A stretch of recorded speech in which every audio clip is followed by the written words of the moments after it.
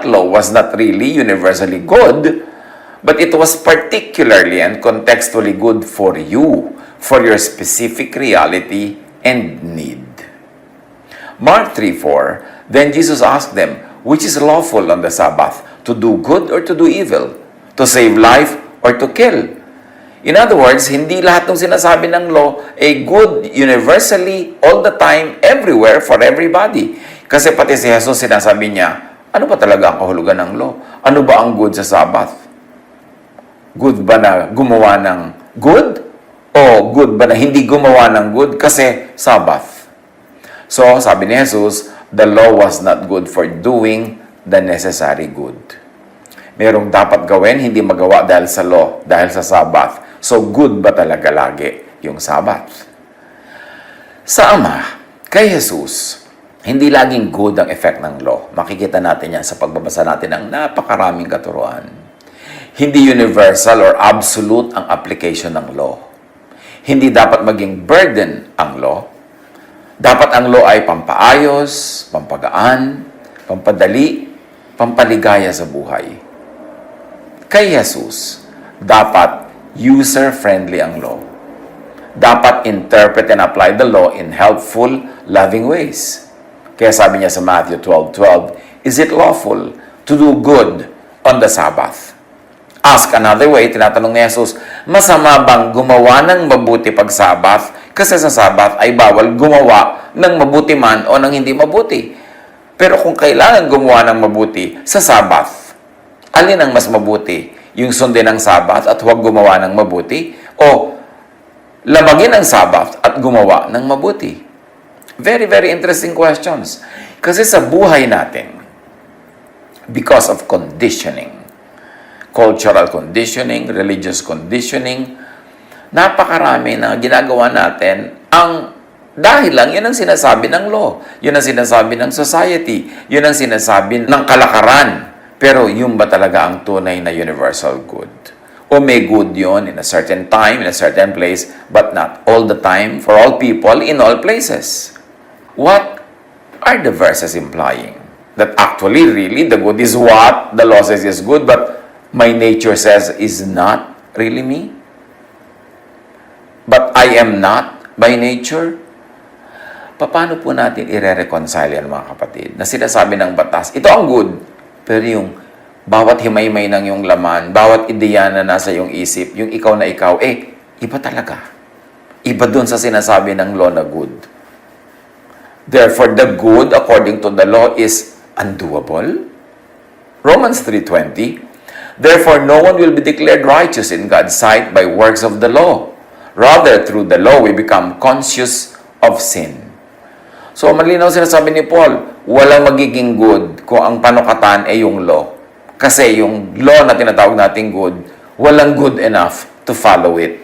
So, dapat tanongin, talaga bang good yung law? Kung wala namang taong good enough to obey it, therefore, yung law only condemns us and makes us look bad. The good ba, according to the law, is burdensome? Luke 11:45-46, Jesus replied, and you experts in the law, woe to you, because you load people down with burdens they can hardly carry. Sabi ni Jesus, yung law ninyo, hindi mabuhat ng tao.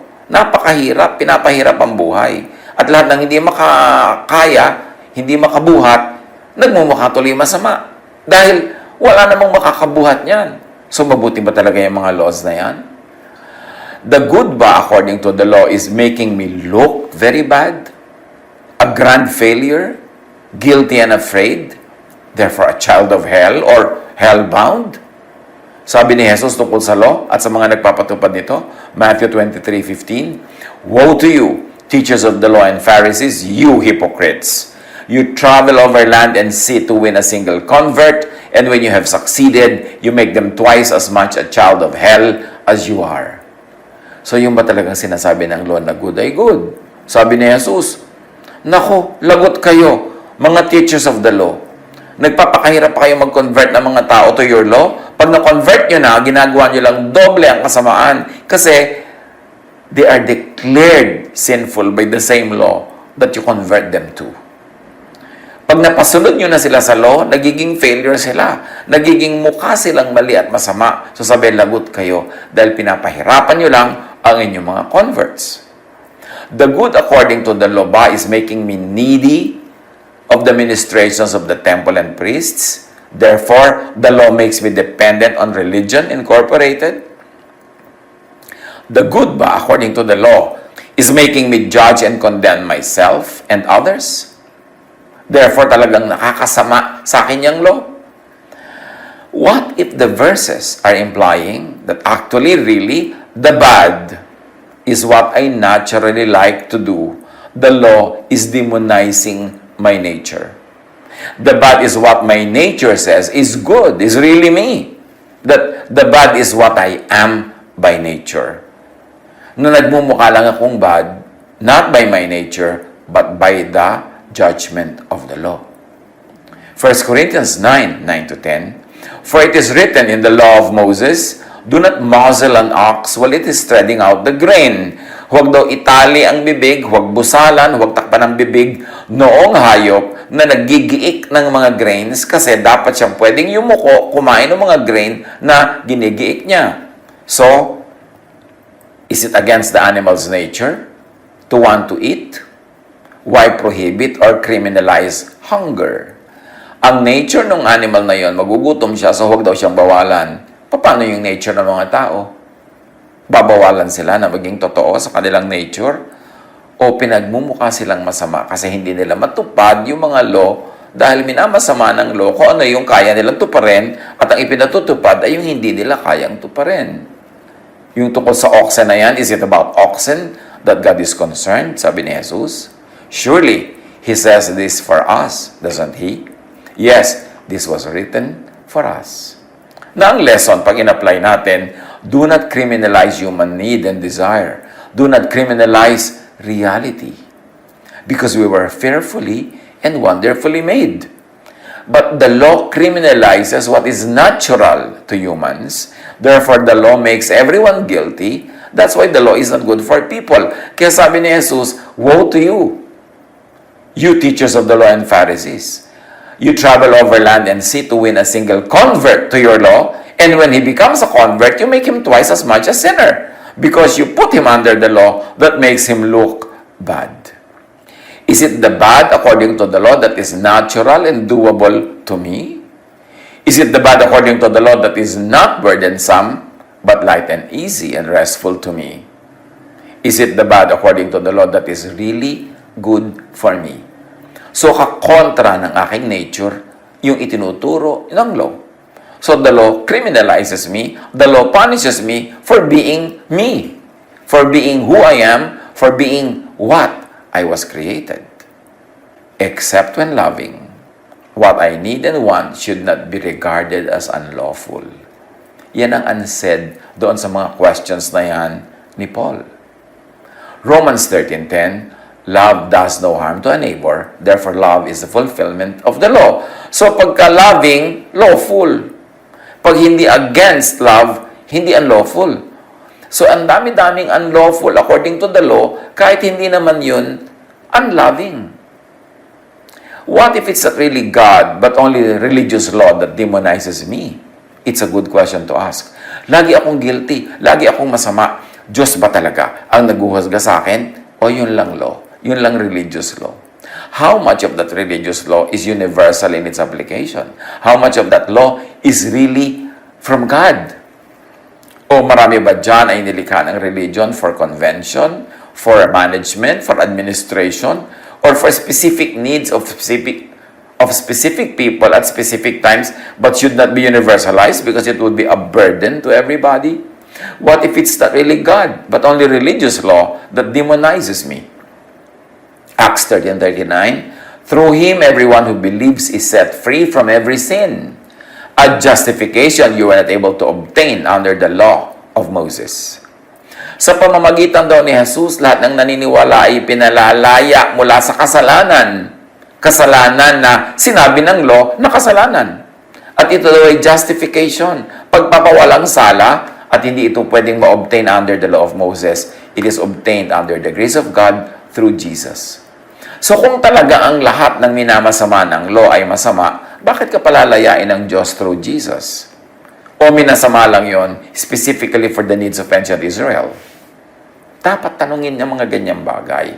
Kasi kung ang talagang law ay good, bakit sisirain ni Jesus? Bakit tayo palalayain from the law kung yun ang dapat at maganda? O hindi na yun bagay at hindi na yun maganda for all people at all time?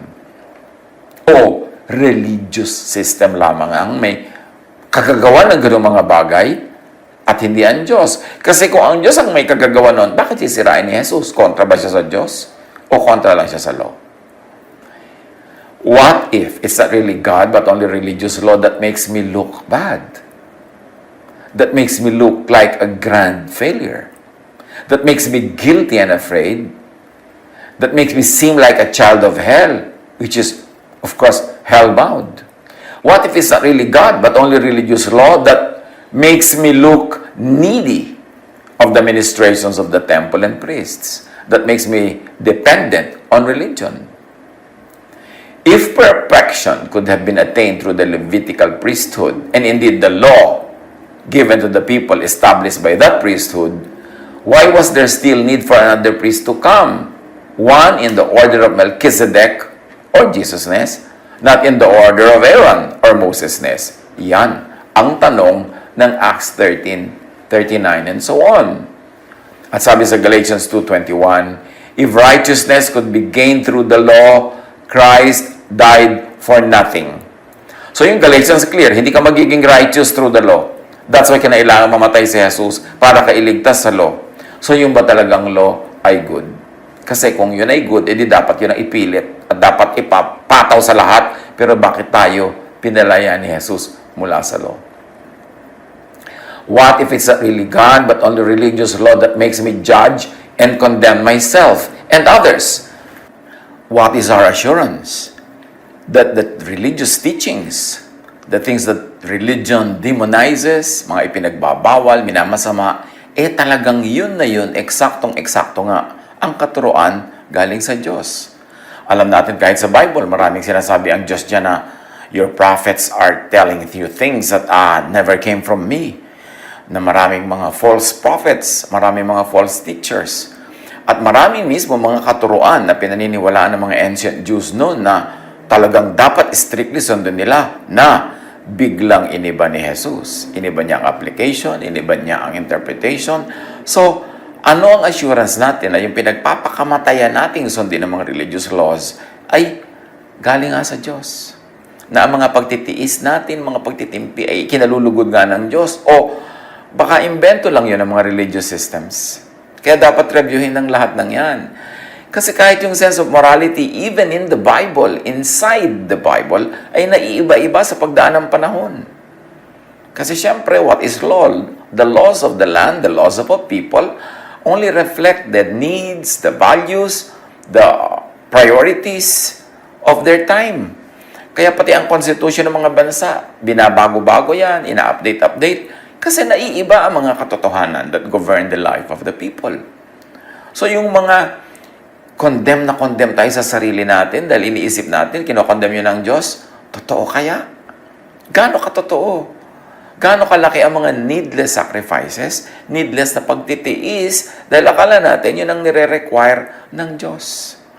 Gaano tayo nagiging malupit sa sarili at sa kapwa, dahil akala natin yun ang gusto ng Diyos, yun naman pala hindi.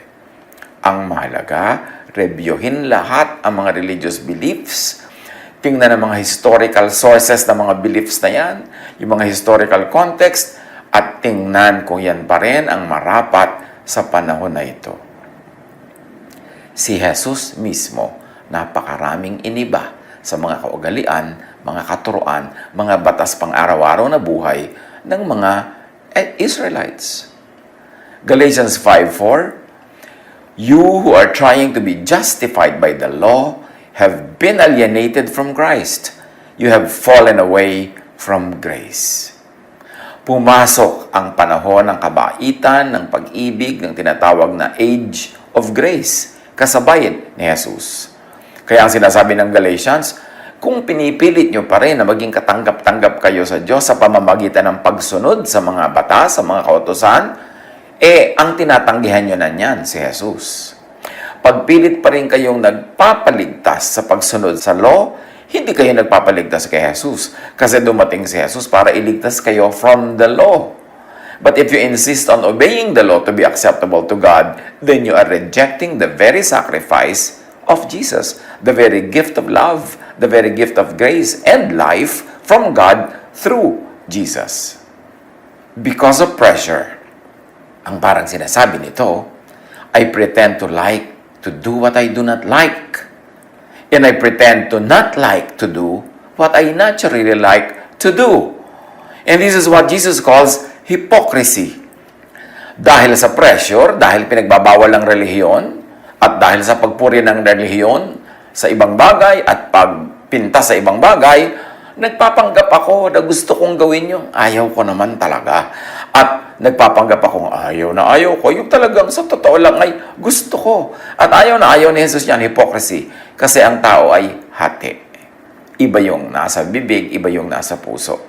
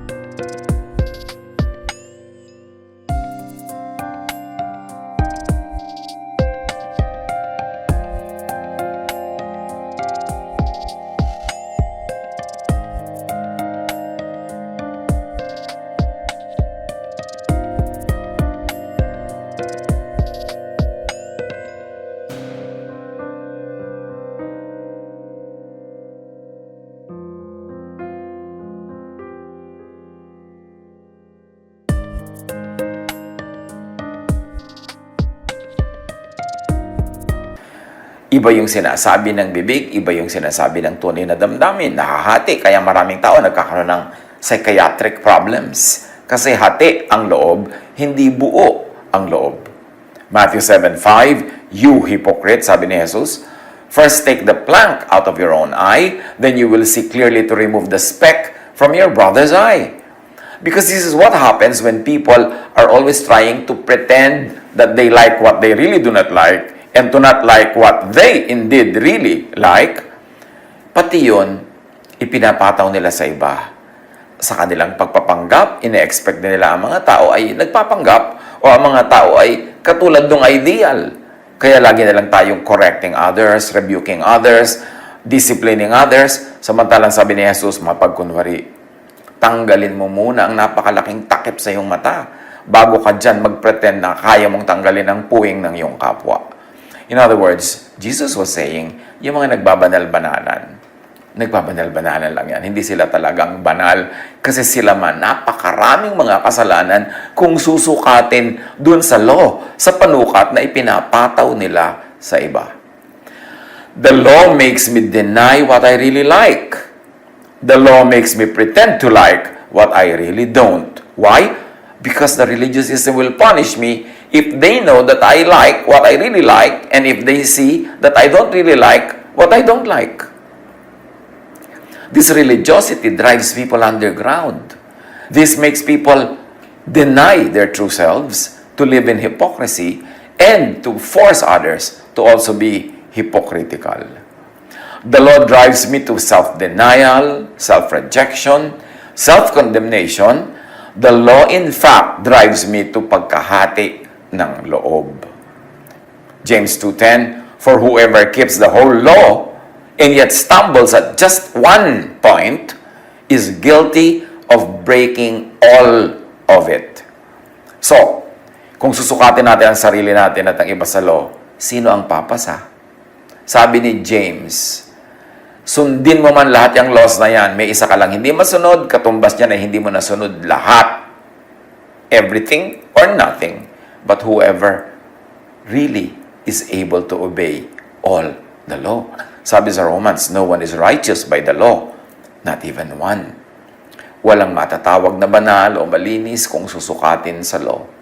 So the law drives me to hypocrisy, guilt, fear, torment, Kaya nung panahon ni Jesus, marami mga taong sinasabi nila na po-possess ng evil spirit, na psychiatrically ngayon, clinically, pagka sinuri mo mga psychiatric cases, mga merong split personalities, nahahati kasi ang kalooban, ang laki-laki ng pagtitiis, ang laki-laki ng pagpapanggap, self-denial. So, ang nangyayari, para tuloy nagkakaroon sila ng sira ng kanilang emosyon, sira ng isip, na napagkakamalan tuloy na possessed sila by evil spirits. 1 Timothy 4:4, "For everything God created is good, and nothing is to be rejected if it is received with thanksgiving."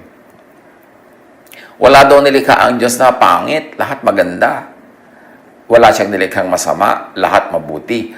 So yung ating mga emosyon, yung ating damdamin, yung ating mga pag-ibig, yung ating mga desires, yung ating mga pleasures, masama ba yan? Kung masama, ang katawan natin, Diyos ang lumikha. God placed the right nerve endings in the right parts of our body so that we will behave in a very biological, very living way. Tapos mamasamain dahil ang dami sa mga natural desires, sa mga natural inclinations, ang dami sa mga gusto ng tao, dinidemonize ng religion. Minamasama ang katawan at ang puro lang pinupuri ay yung espiritu. Para bang pinaghihiwalay nila lagi ang katawan at espiritu, na ang katawan ay masama at ang espiritu ay mabuti. Kung masama ang katawan, ba't siya nilikha ng Diyos? Ang sabi sa Psalms, "I am fearfully and wonderfully made." You were there when I was being created by you yourself. You were seeing my unformed body while it was being formed inside my mother's womb. You knew my personality. At sabi sa Psalm, "All the days of my life before me were ordained by you." In other words, you created me to be this, to be that, to be that, to be this. So marami akong mga genetic traits. Ikaw ang lumikha niyan. So para na rin ikaw ang nagsabi ko anong landas na aking tatahakin. But of course, over time, organized and corporate religion demonized some traits and glorified some traits, glamorized some traits. Kaya tuloy yung mga hindi ginaglamorize ang religion na puwersang magpanggap. But why demonize the body and its needs? 1 Corinthians 15:10, "For by the grace of God, I am what I am." Romans 7:17, "Kung gayon, hindi na ako ang may kagagawan yon sa pagpapatuloy natin, kundi ang kasalanang naninirahan sa akin."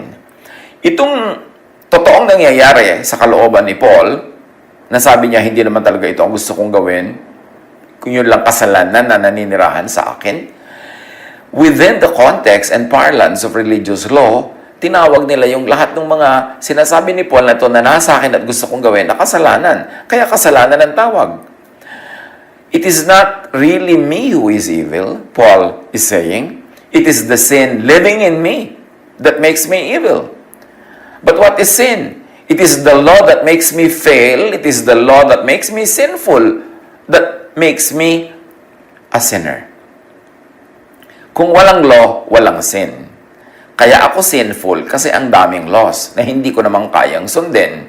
Law na nagbabawal lang talagang gusto ko at law na nagpipilit gawin ko yung ayaw ko naman. So by the law, I am sinful. So when I do what I really like to do, but the law prohibits it, then it is that sin caused by the law that makes me do it. In other words, it is really the law that makes it sinful. Romans 2:12, "All who sin under the law will be judged by the law." So kung hindi ka under the law, di hindi ka judged by the law. And this is what Jesus came for. He said, "I was sent to the lost sheep of Israel." Why? Because Jesus was sent to set people free from the law. And who were the people who needed freedom from the law? The people of Israel. Because they were the people under the law. Kaya dapat yung ministry ni Jesus of freeing people from the law is effective for Israelites, for Jews only. Kaya lang ang nangyari, yung early Christians, inadapt pa rin nila yung law into early Christianity. So pati kayong Christians ay nangangailangan na rin iligtas from the law kasi sila man ay nagpasakop sa law. Kahit yung mga Gentiles na hindi naman Jews, hindi naman under the law, ay nadamay sa law dahil nung early Christianity, ipinasok ng mga leaders into Christian teachings and dogma, yung mga Jewish laws na binrake na, sinira na, dinestroy na ni Jesus. So, that is a syncretism. Hindi na naging pure ang Christianity na nakabase lang sa mga teachings ni Jesus, inihalo nila ang Jewish laws and traditions. So now, Jews and Gentiles who have become Christians get to need that salvation from Jesus, salvation from the law, salvation from the punishment by the law, and salvation from that hell in the heart, hell in the mind, caused by the law that cannot be obeyed all the time in all situations anyway. To be not judged according to the law, do not get under the law. Do not make yourself like the people under the law. Or let Jesus destroy the old law and make a new one. That's how you exempt yourself from being judged by the law. That is how you escape being judged by the law. It is the sin in me, the law on my mind, the law in the system that demonizes what I do and what I am. Romans 7:18-20. Alam kong walang mabuting bagay na naninirahan sa aking katawang makalaman. May kakayahan akong naisin ng mabuti, ngunit hindi ko nga lamang ito magawa. So parang sinasabi ni Paul, gusto kong bumayat pero di ko magawa. Bakit? Kasi actually yung kabaitan na yun, imposibleng ma-achieve. Yung kabaitan by the standards of the law. So by the law, I'm always sinful. What I do is always sinful. Sapagkat hindi ko ginagawa ang mabuting gusto ko, in other words, sabi ni Paul, hindi ko ginagawa yung sinasabi ng law na dapat kong gawin. Ang masamang hindi ko gusto, ang siya kong ginagawa. Yung tunay na ako, pero dinidemonize ng law, yun naman ang nagagawa ko lagi. Kung ang ginagawa ko ay hindi ko nais, hindi na ako ang gumagawa nito, kundi ang kasalanang naninirahan sa akin. In so many words, Paul could be saying, kung hindi ko masunod yung law, kung ang tunay na gusto kong gawin ay yung hindi pinapayagan ng law, kundi yung ipinagbabawal pa nga ng law, di ang nagpapasama sa akin ay yung law. Ang naninirahan sa akin kasalanan ay yung kasalanang inililikha ng law tuwing hindi ko siya masunod. Na talaga namang hindi ko masusunod, therefore, lagi akong sinful. According to the law, I am evil. Even when I agree with the law in theory, I cannot agree with it in practice. Yun ang totoo. When I agree with the law in theory, but disagree with it in practice, I condemn myself. Kaya ako laging guilty. Kaya ako natotorture. That's why there is hell in my heart and mind. Kasi, na-convince ako ng religion na yung itinuturo ng law ang tama. Pero itinuturo ng law, hindi ko masunod. Therefore, mali ako. Yung ipinapagawa ng law, hindi ko magawa. Therefore, failure ako. At yung ayaw ipagawa ng law, yun ang nagagawa ko. Therefore, lawbreaker ako. So, yung law makes me sinful. The law makes me condemn myself and others. But the truth is, I cannot follow the law. I cannot do what the law says is good. I can do only what the law says is bad. Yun ang dilema ng mga mananampalataya kay Jesus daw, pero pinaghaharian ng law at nakasubmit sa Jewish law. Acts 13:39, through Him, everyone who believes is set free from every sin.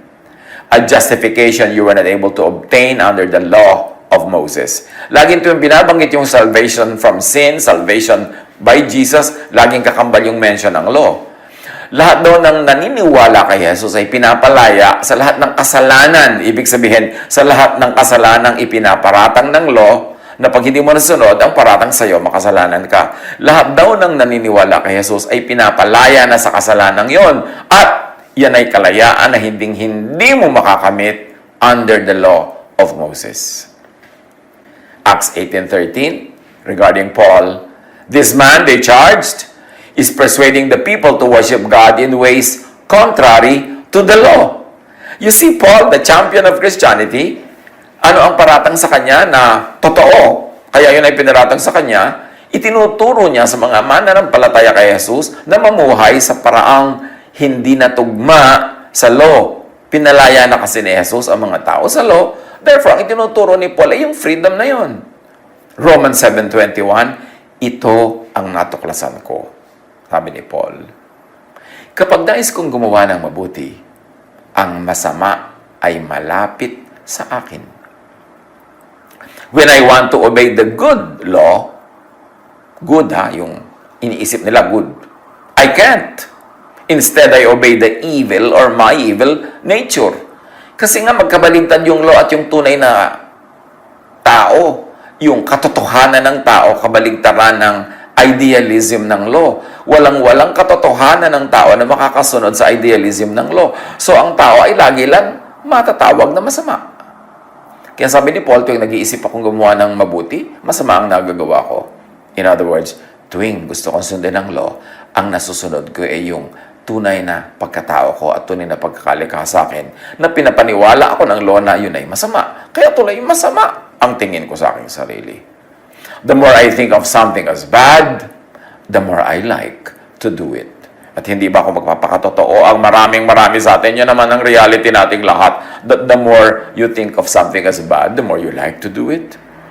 Romans 3:20, therefore no one will be declared righteous in God's sight by the works of the law.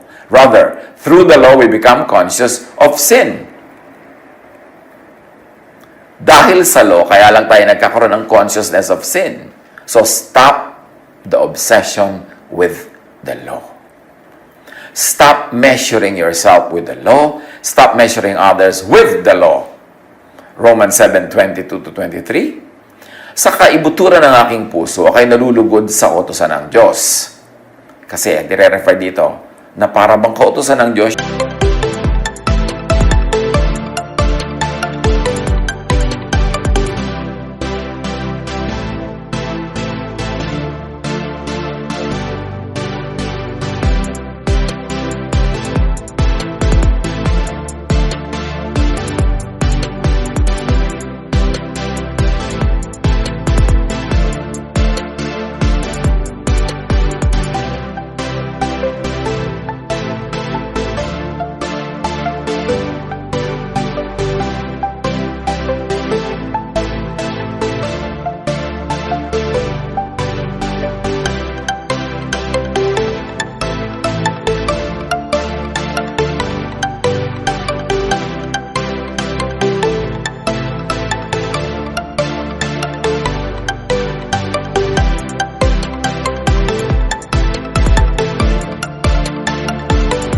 Yung mga laws ng ancient Israel, so yan ang tawag dito. Ngunit may ibang kapangyarihan sa mga bahagi ng aking katawan na salungat sa tuntunin ng aking isip. Binibihag ako ng kapangyarihan ito sa kasalanang naninirahan sa aking katawan. But I see another law working in my body. Kaya yung mga relihiyoso laging hati, laging lito, laging may guilt, laging may kulang. Because there are two opposing laws. Yung tinatawag na God's law dito sa verses na ito, or what I am taught is God's law. Yung God's law, yung sabi ng religion na God's law, yan ang isang law. This is the law that my mind accepts, kasi yan ang uso, at yan ang tinatanggap. But this law demonizes my nature and me. Sa totoo lang, yung mga religious laws na yan, yan ang tinatanggap ko sa panlabas kong behavior, pero sa loob ko, alam kong kontra yon sa totoong ako. Now, there's another law. Natural law, the law at work in my body, in my nature, and in reality, which is really God's law sa dalawa. Ano ang tunay na law? Yung law ng religion that demonizes me and my body? O yung law ng nature that says and tells me who and what I really am? I praise you because I am fearfully and wonderfully made. Your works are wonderful. I know that full well. Romans 7:25. Sa pamamagitan ng aking isip, pinaglilingkuran ko ang kautusan ng Diyos. Ngunit, sa pamamagitan ng aking katawang makalaman, ay pinaglilingkuran ko ang tuntunin ng kasalanan. Again, it is called kasalanan because the law calls it kasalanan. So sabi dito ni Paul, in my mind, agree ako sa kautusan ng law. Pero sa aking katawan, hindi naman ako talaga agree. May ibang law that is at work in me. It leads to inner conflict. That's why many religious people are conflicted. In fact, many psychiatrists will tell you, maraming religious actually need psychiatric help. Kasi, yung itinuturo nila at yung tunay nilang ginagawa, madalas magkaiba. Pati sa mind nila, gusto nila laging ituro yung nakikita nilang itinuturo ng relihiyon at tradisyon, pero alam naman nila na mayroong ibang kumikilos na lakas at batas sa tao at laging hindi magkatugma, kaya laging nalilito at marami nagkakaroon talaga ng psychiatric issues. Romans 7:24-25, sabi tuloy ni Paul tungkol sa conflict ng kanyang true nature at nung law, kay saklap ng aking kapalaran, sino ang magliligtas sa akin mula sa katawang ito na nagdadala sa akin sa kamatayan? Sino ang magliligtas sa akin sa law that condemns me? Wala nang iba pa, kundi ang Diyos sa pamamagitan ni Hesukristo na ating Panginoon. Salamat sa Kanya. Sabi ni Pablo, anong gagawin ko? Gusto kong bumait pero di ko magawa. Yung sinasabi ng law, ng religion, na iniisip kong sinasabi tuloy ng Diyos, ay dapat ito ang gawin. Pero ang tunay kong human nature, hindi naman yun ang gusto at hindi yun ang ginagawa. Nagpe-pretend lang ako na ako yun, pero ang totoo, hindi ako yun. Sabi, kawawa ako. Anong gagawin ko sa kalituhang ito? Paano ko makakaligtas sa pagkakahating ito? Sabi niya, alam ko na, si Jesus ang aking tagapagligtas. Sa Kanya lang ako magkakaroon ng kaligtasan mula sa law, mula sa condemnation ng aking sarili, condemnation ng religion, at condemnation ng iba. Christ gave His own body to destroy the law of Moses with all its rules and commands. Ephesians 2:14-15. Christ gave His own body to destroy the law of Moses. The law has been destroyed by Jesus to save us from the law, from the power of the law, from the condemnation of the law, and from the punishment required by the law. Pinawalang bisa niya ang kautusan. Christ redeemed us from the curse of the law. Galatians 3:13. Mula sa sumpa ng kautusan, tinubos tayo ni Kristo. It is for freedom that Christ has set us free. Bakit namatay si Jesus? Bakit siya nasakripisyo? Para tayo palayain, yun ang dahilan. So dapat huwag sayangin ang kalayaan na yan at huwag nang manumbalik pa sa ilalim ng law at huwag nang ipanakot pa yung law. But if you are led by the Spirit, you are not under the law. Galatians 5:18. So dati ang mga tao, ang behavior nila were governed only by the law carved in stone, masyadong limiting, masyadong restrictive, masyadong nakakakulong. Pero sabi ng Galatians 3:18, pinalaya tayo ng Diyos. Ngayon may Espiritong nakatira sa atin, Espiritu ng Diyos na nagsasabi sa atin kung ano ang tama at mali, Espiritu ng Diyos na nagtuturo sa atin ng pag-ibig, ng pagmamahal sa kapwa, ng kaayusan. Sabing ganon, mas mataas ang ministry ng Holy Spirit sa inyo kaysa ng law na nakasulat sa bato. Sinabi nga yan ni Peter nung Feast of Pentecost na nagtataka yung mga Israelites sa Jerusalem. Bakit ganun ang behavior ng mga mananampalataya ni Jesus? Sabi niya, dumating na yung panahon ng sinasabi ng propetang Joel na ibibigay ng Diyos ang Espiritu niya sa bawat isa, sa lalaki at babae, sa matanda at bata. So in other words, meron na tayong direct correspondence with God. Hindi na natin kailangang i-limit through the temple, through the priests, through organized religion, ang lahat ng pakikipagtalastasan natin sa Diyos. Pwede na tayong kausapin ng Diyos directly at pwede na tayong makipag-usap sa Diyos directly. Kaya nung pagkamatay ni Jesus, nahati ang malaking kurtina sa templo na naghihiwalay sa Holy of Holies doon sa mga common tao. Ibig sabihin, pwede nang lumapit ang lahat sa Diyos directly without the ministration of the priests, without the ministrations of the temple, outside of and liberated from the law. John 8:36, kung ang anak ang magpalaya sa inyo, kayo nga'y magiging tunay na malaya. Now, what's the problem? Modern-day Pharisees take away freedom in Jesus and imprison their followers all over again. They place heavy burdens of legalism and obsolete religious laws on the shoulders of their innocent victims. At maraming ganyan ngayon ng modern day Pharisees. Ang kalaban ni Jesus noong panahon niya yung Pharisees. Ngayon maraming modern day Pharisees.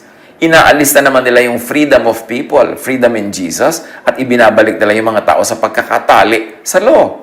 Galatians 4:4-5.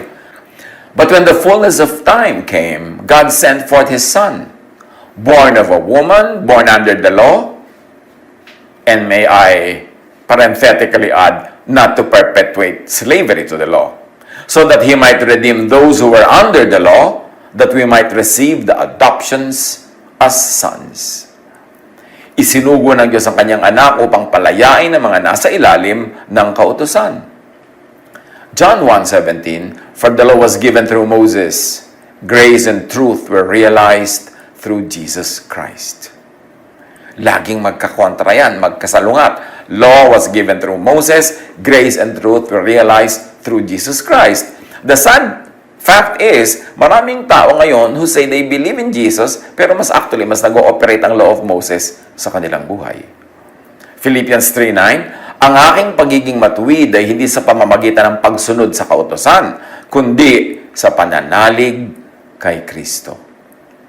Galatians 3:13, Christ redeemed us from the curse of the law. Tinubos tayo ni Kristo mula sa sumpa ng kautusan. Doing what you don't want to do? Yan ba ang reality mo ngayon? Doing what the law requires? Judging yourself and others by the law? Pinalaya na ni Jesus ang lahat mula sa mga pabigat ng Jewish law. Galatians 5:1, it was for freedom that Christ set us free. Therefore, keep standing firm and do not be subject again to a yoke of slavery. Yan ang tawag ng Galatians sa law, slavery, slave ka. From slaves in Egypt, lumaya nga daw yung mga ancient Israelites, pero naging namang slaves of the law sila. Slaves pa rin. Na iba lang ang anyo. Choose to be free. Choose to live and stay free from Mosesness. Choose to live and stay free by Jesusness. Maraming mga well-intentioned Christians, ayaw nila niya ng freedom, ayaw nila niya ng tinuturuan tayo that we are free from the law kasi natatakot sila na bang mga tao mag-abuse, baka ang mga tao ay magwala, baka ang mga tao ay maging puro masasama. Pero di ba sinabi na nga, ibinigay na ng Diyos ang Kanyang Espiritu, ang banal na Espiritu sa lahat ng mga mananampalataya, sa lahat ng mga tao, babae at lalaki, matanda at bata. So, yung panglabas na pagsunod sa law dahil sa takot ang nagbibigay ng kaayusan.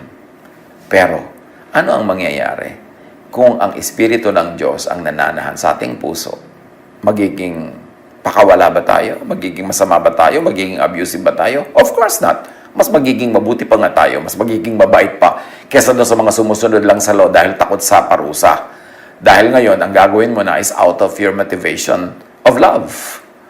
Mas maganda pa ang bunga niyan sa buhay pag tayo ay governed by love instead of by the law. Kasi sa law, maraming magpapalusot, maraming nagiging hypocritical, maraming nagiging double standard sa buhay. Pero pag yung Spirit ng Diyos ang nananahan at umaandar sa ating pang-araw-araw na pamamaraan ng pamumuhay, mas magiging mabait, matapat, maibigin ang lahat. Huwag tayong matakot na ang Espiritu ng Diyos ang muna sa atin, imbes yung law ni Moses, imbes yung law na nakasulat sa bato. Kasi that law was never obeyed anyway by all the people that professed obedience to it. It only condemned people. It made people judgmental of others. Kaya si Jesus, pinilitan ng lahat ng yan. Sa palagay nyo kaya mali si Jesus that He destroyed the law? That He wants to set people free from the law? Or tama siya? Yan ang dapat pag-isipan natin.